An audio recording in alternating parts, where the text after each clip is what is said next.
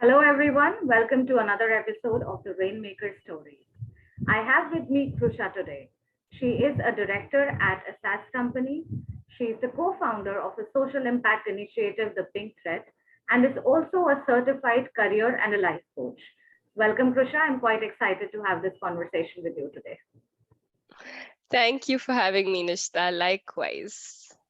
So, we'll stay deep dive into the questions that we have for you today for our listeners. The first one that comes to my mind is about doing multiple things. We Mm, just read out your impressive bio, you're into different things. And in a country like India, where women still put themselves at the last, we mm, have the dismal statistics that keep getting worse every year. In fact, our yeah. female labor force participation rate is amongst the lowest in the world at just 9%, which is equivalent to Mm, a war-torn country like that of Yemen. And studies show that women suffer from more depressive disorders to the tune of 40, close to 42%. That's because they don't have the time to prioritize their mental health. They don't find mm, time to prioritize their professional growth. So mm, what do you think can be a practical advice that mm. women start putting themselves first too, like invest in themselves professionally, Yeah. physically, mentally? So I have a lot to say there. And before I dive into it, I'm just going to say it is coming from a place of privilege. I had financial privilege in the sense I always had, a good roof over my head, food on the plate. I didn't have to worry about. I still pay my bills, of course, but especially before marriage, I wasn't. And now I'm an equal partner, but still, there's not financial stress. It's just financial goals more than stress, which I think, of course, plays a role in creating room to do more, more than one thing. Uh, and also a sense of emotional privilege, which is my maiden home. And also, once I've gotten married, now it's been 3.5 years or so. And I don't think if I didn't have the support system at both ends that I do, I would be able to do multiple things.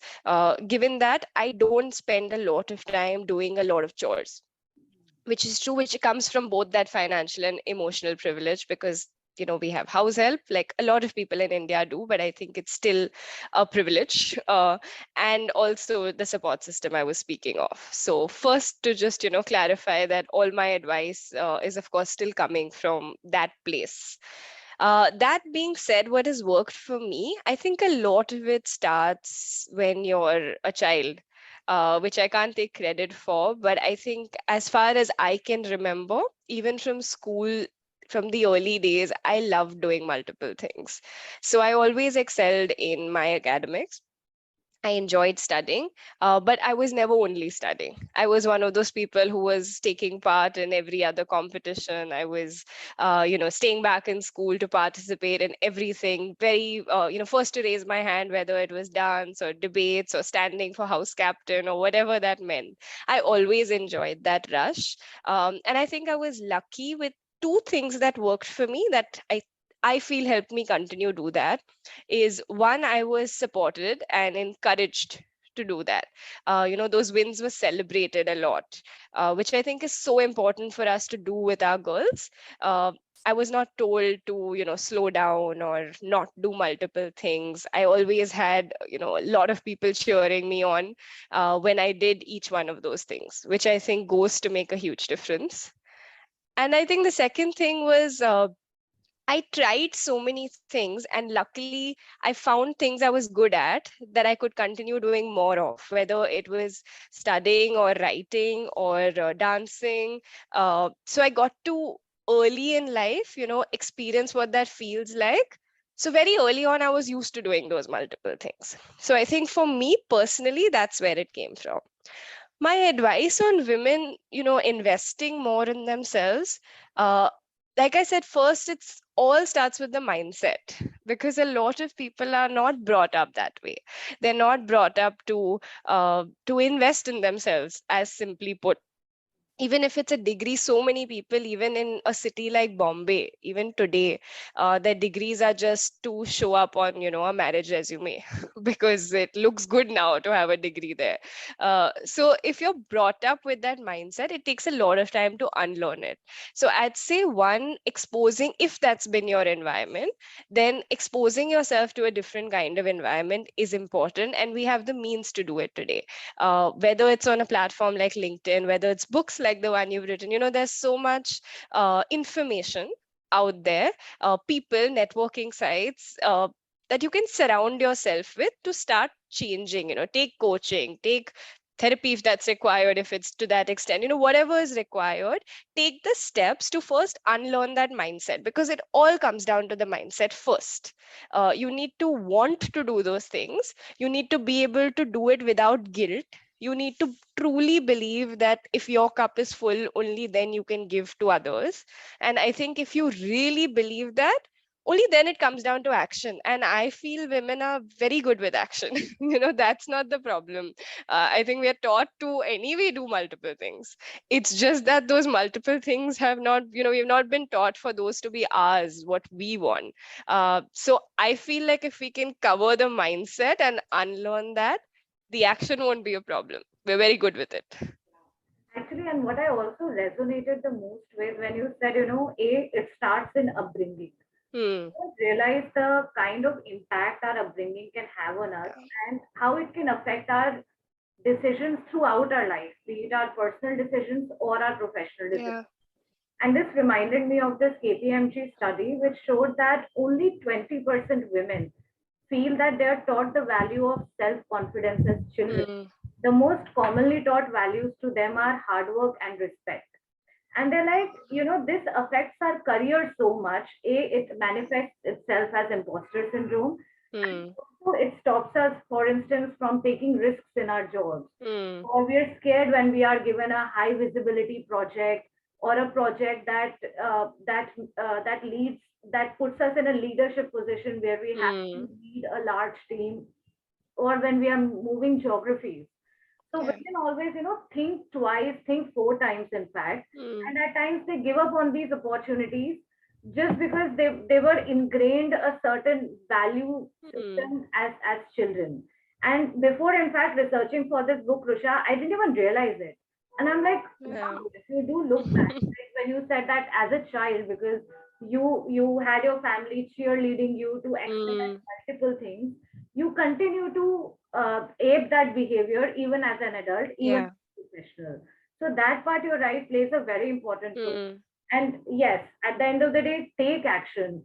First, if Hmm. now that your problem diagnosis is done, you're right. We're good at taking action, so do it. Go for coaching, go for therapy, whatever works for you. Have a Hmm. conversation, and I think that's very important at the end of the day. So For this, sure. I think, in fact, the risk thing you said is such an interesting topic. The stats you said don't surprise me at all, because even in my case, like, even though I came from this setup that in a way set me up for success, I feel I still, of course, had those underlying feelings, in the sense, if me and my brother were both on a bike, him falling was okay, me falling was, and it came from a place of love. It came from a place of, she shouldn't fall. And those small things, I think, add up. So I definitely think that that fear, or that, as you said, hard work, needing to make sure it's done well. Also, because not just in my upbringing, I think very early on I realized I'm the exception, not the rule. right, And what that also does is, as you said, hard work, it also makes you feel like, you need to bring it all the time, because it can go away. Why you? Why should only you have it? right, Why should you be among just the few who have it? So if you slip up, it can be taken, which I'm sure most men don't feel. So I think I get what you're saying about the risk, and the only advice I'd give there is do it anyway. So I would say most women who are doing it, at least I can talk for myself, it's not that you don't feel the fear. It's not that you don't double check your document, or that you still don't prepare twice for a presentation. Do it anyway. good anyway. Yeah, actually, that's the great. It's like equivalent to saying, just fake it till you make it. Exactly. Given an opportunity, just go ahead and do it. It's not rocket science. You'll get it. It's fine. You'll figure it out on the. Yeah. So this leads me to my next question. So I read about how you were the one who brought your company to India. Mm, You made a case for it. You assertively presented it, and you made sense. So you got an opportunity to bring it to India.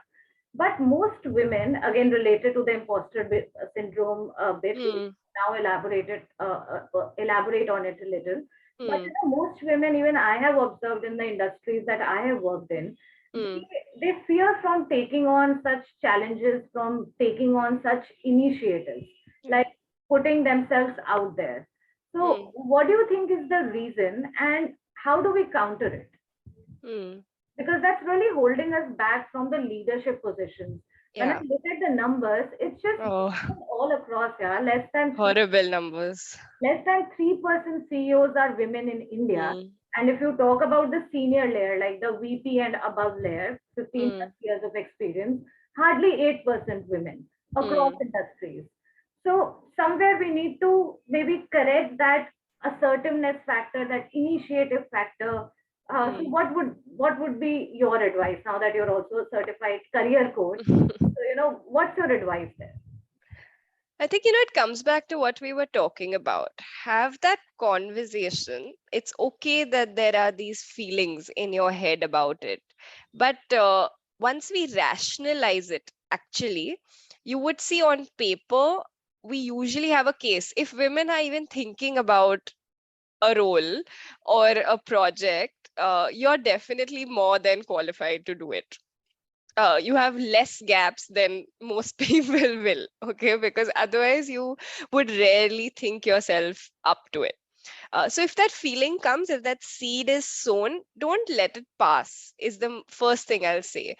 Because there's a reason it's come to you, whether it's gut, whether it's, you must have a skill set. So put it on paper. Maybe rationalizing it sometimes helps. What is the skill set needed for this? Put it down there. What are the ones you have? What's missing? How can you get them? Right? Simple things. Second is, okay, now if I want to, as you said, assertively pitch for this. Yeah. So if I'm going to go pitch for this, think of the worst case scenario also. It helps. What's the worst case? Like the one you were talking about when I brought the company to India. What was the worst case? I would get a no. So either that would mean I make a decision to continue to stay back in Europe, or I come back to India and I look for a job. Right? I have a degree, I have skills, and I'll find a job. And maybe it doesn't have to, again, it doesn't have to be perfect. Nothing is perfect. It doesn't have to be your dream job. As long as you keep moving, you'll get there. You'll figure it out. So I think those are the two things. One is just rationalize it, and you'll see you are more skilled and more ready than you think you are. And then the second thing is just go and do it and say, okay, what is the fear? Like if you're scared, give a name to the fear. What are you scared of? Are you scared of, losing a stable salary if that's a part of your current scenario? Are you scared of rejection? A lot of people are. So what is that? Give it a name so that it's not just this feeling. Give it a name so that you can then break it down and say, okay, this is what I'm afraid of, and this is how I can overcome it. So you have a plan, and most people feel better. They feel more in control in that. To be honest, when I took that decision, I was younger, and I have seen, whether it's personally or with yeah, a lot of people I've coached and just met as well. Um, Unfortunately, we get more fearful as we grow up, because I don't know whether it's we have more to lose, we think more. So in a way, and very consciously try to keep that what I had at that age was, just follow my gut and do it. I really didn't overthink that decision. I didn't even need that paper and pen to really put it down and give me that confidence. I just did it. So a lot of times now, even when the other side plays out, sometimes I do need to put it down, and I do that more now than before. But I hold on to that person who could just jump. Right. I think that's very important. Just if you've done your homework in your mind, go Mm, ahead with it. yeah. Take that risk. Like, what will you lose? Not much. And we have so many success stories which are built up just on that. Like most recently, if I think about Falguni Nair, for instance, right? Starting a career banker, starting her entrepreneurial journey at the age of 50, breaking Impressive. all, age barriers, gender barriers, and becoming the self-made billionaire that she is today, taking Nika public. It's like commendable. I'm sure she may have had those questions in her mind too, to do something so different, like banking and beauty industry, some two very different things. But she did it. She believed in herself and she Mm, implemented her vision. So I think it's very important that we draw inspiration from these stories as well. That okay, she did it. yeah. So can I? Why can't I take this? And I'm so glad we now have those stories, because how great is it? Like when I sit here right now, how great is it to see women at 50 doing that? Because it gives you so much positive energy for the future. That's true. In fact, I have had friends in my circle. In fact, two of them who left their jobs to pursue a very unrelated venture that they want to do, and they're like, "Okay, she did it at 50. I don't even wait. I don't even want to wait till 50. It's okay. Yeah, I'm qualified. If this doesn't work out, I'll manage a job, but I'm going to try this thing." exactly. The backup plan always works. I think that's very good. Just drawing energy from all these stories and Yeah. doing your thing nonetheless. So this leads to me to my next question, Krusha. Hmm? Personal branding today is something which is gaining a lot of traction. Yeah. I mean, look at both of us. We have our day jobs and we are a part of this LinkedIn Creator Accelerator program. We've both been LinkedIn top voices, for instance. Yeah. You're doing this amazing work with your the Pink Thread initiative. Coaching is picking up in a big way. You're also a certified coach. So, what's your practical advice to people who Mm, want to build on a personal brand along with their day jobs? Because mm, today, many people, again, may be coming from a place of privilege, but many people are finding ways to indulge themselves beyond their day jobs. So, how mm. can they, practically balance all of this, and how important is building a personal brand? Yeah. I think firstly, my advice is just start. There's never a better time to start building your personal brand than today.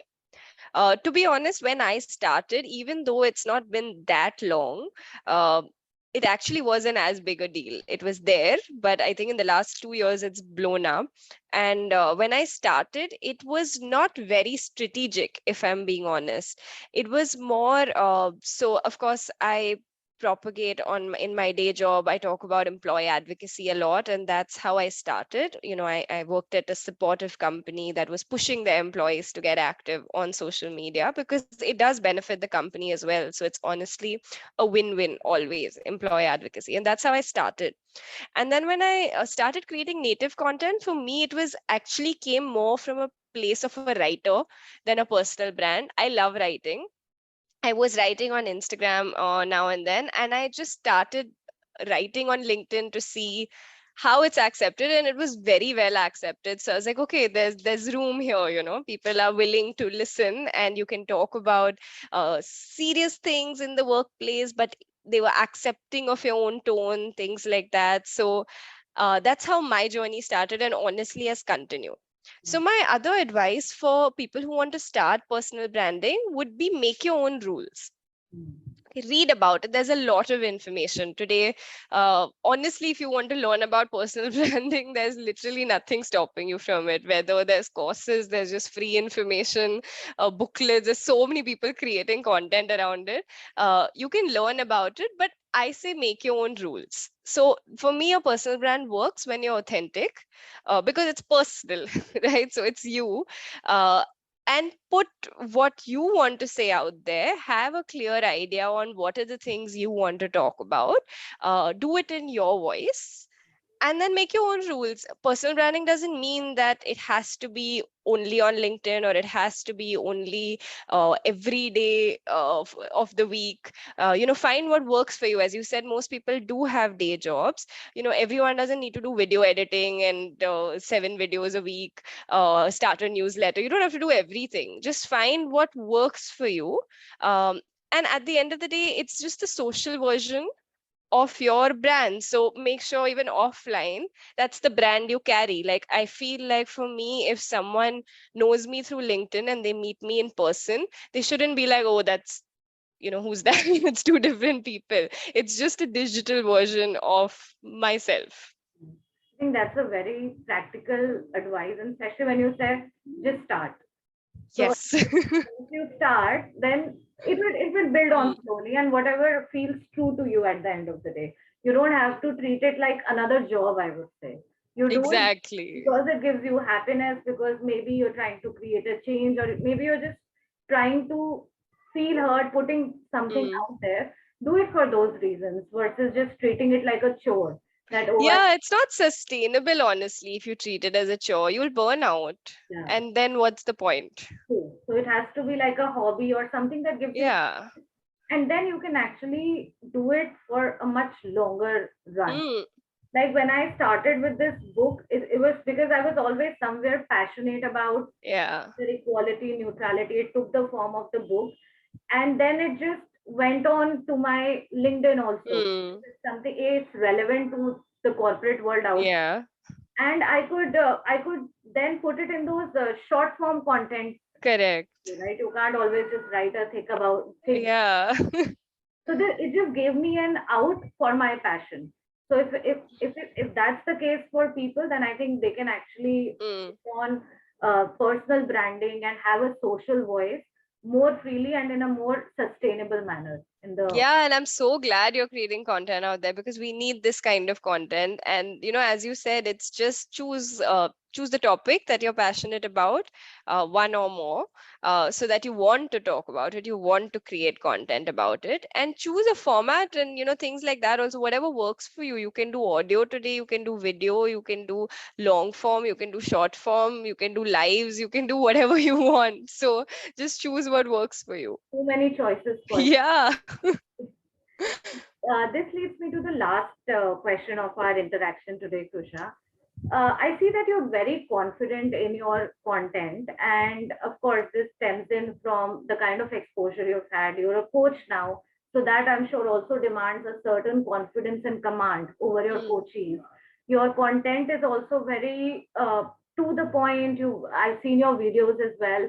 Again, very nicely done, assertively done, thank you. and oh yes, and so but I've seen that most women struggle with this. It's like one of the fears that they have, fear of putting themselves out there Yeah. and making their voices heard, especially on social media platforms as well. Mm, So what's your practical advice to tackle this so that more of us are out there?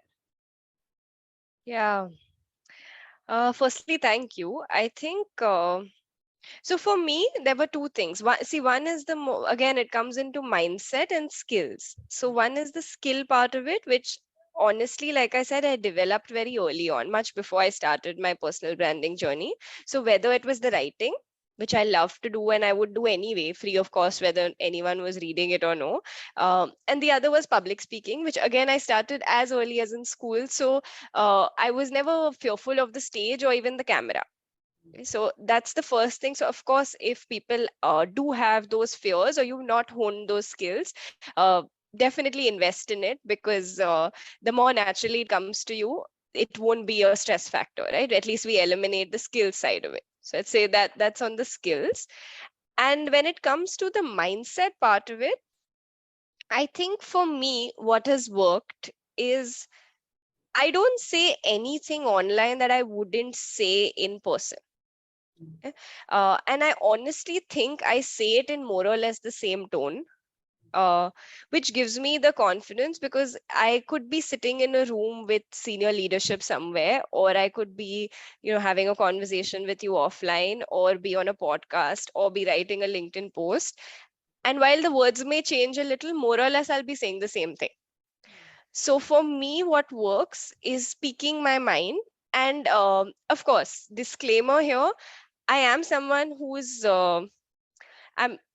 what's the right word to say it? Like when I'm speaking, I think I consciously can't be mean or rude to someone or be super brash about something. It's just not the way I speak. So I've not had to tone down anything. if I'm being honest. I just spoke my mind.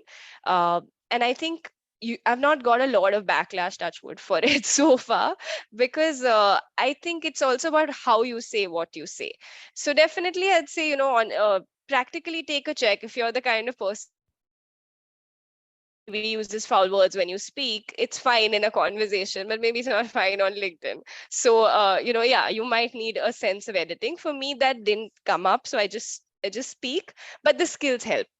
Hmm. That's when, if you've become good at writing and speaking, then you don't need to worry about what you're saying, because it'll come out in the right way, because you're used to expressing yourself in the written word or in the spoken word. So I think that is something that helps. And I would just tell women, come out, and you need to be anyway. It's harder to be visible. So this is a platform where you can do it on your own terms with personal branding. Right. If you don't want to put your face out there, put your words out there. If you don't want to put your words out there, put your voice out there, right? There's a lot of ways you can do it now. Find what's comfortable for you, and just start, and you'll slow. I think once you taste it and you see the impact, not only that it has on your confidence, but that it also has on other people, it's overwhelming. Like, I'm sure you've experienced it too on the subjects we talk about. When you get messages or comments, you just like, even on a day where I'm not feeling up to creating it, I want to, because now it's not just about me. So I think the more of us that start doing that, I think it would help each of us individually, but also create a ripple, effect of it. Yeah, actually, that's so true when you mention about this, that you get those DMs and you're like, yeah, that really clicked at me. It helped Yeah, in this personal situation or professional situation, and it just motivates you a lot to, exactly. It's the only motivation you need on a day where you're like, do I want to create content this week? you just look at the DMs and you're like, okay, yeah, I'm doing something right. I think Yeah, someone out there is going to read it and, take a step, whether it's having a tough conversation or whether it's start creating their own content, or people, see your post and they create a post on their version of it. And I think that is the best part of it all. And you know what further just builds on to doing the work that we do. I read this research which also shows that like 70% of girls will pursue Mhm. their passions or a career of their choosing if they know of a relatable role model, if they know somebody who's Interesting. achieved Hmm. achieve the similar things that they're trying to do. And Hmm. I feel with the kind of content that we create, or which we would want more people to create, when you bring forward that Mhm. content, when you talk about those things, it just creates a ripple effect, and Yeah. it can have like far reaching impact than even what we realize. So that's actually kudos to the change that we're That's so true. Sometimes you don't realize when you're on that end, but thinking of it on the other end. I mean, yeah, I do it all the time when I see like a Radhika Gupta having a baby and doing a LinkedIn session for us the month she's having a baby, and then, coming back and putting a post and still working and maintaining her post. It's inspiring and it makes it feel doable. So for sure, I think I can imagine how much that helps. yeah, actually the doable bit, it's something, it gives us hope that yeah, Yeah, you don't only look at, film star or someone, and it feels unreachable there, because you don't resonate yeah, with that person. Now, of course, in the corporate world as well, as we spoke of course there's different in privilege that everyone has, but at least it feels more attainable. You understand what this person is doing. They're living a similar lifestyle, albeit with more privilege. uh, and it feels like, okay, there's a lot of steps to get there, but at least there looks like there's a path. there's a path, yeah. And so we'll close on that note, that hope everybody finds their path and is able to pursue their passions in whatever form and way that they want to. I really enjoyed the Yes. conversation. Krusha. Thank you so much. Me too, Nishtha. Thank you for having me.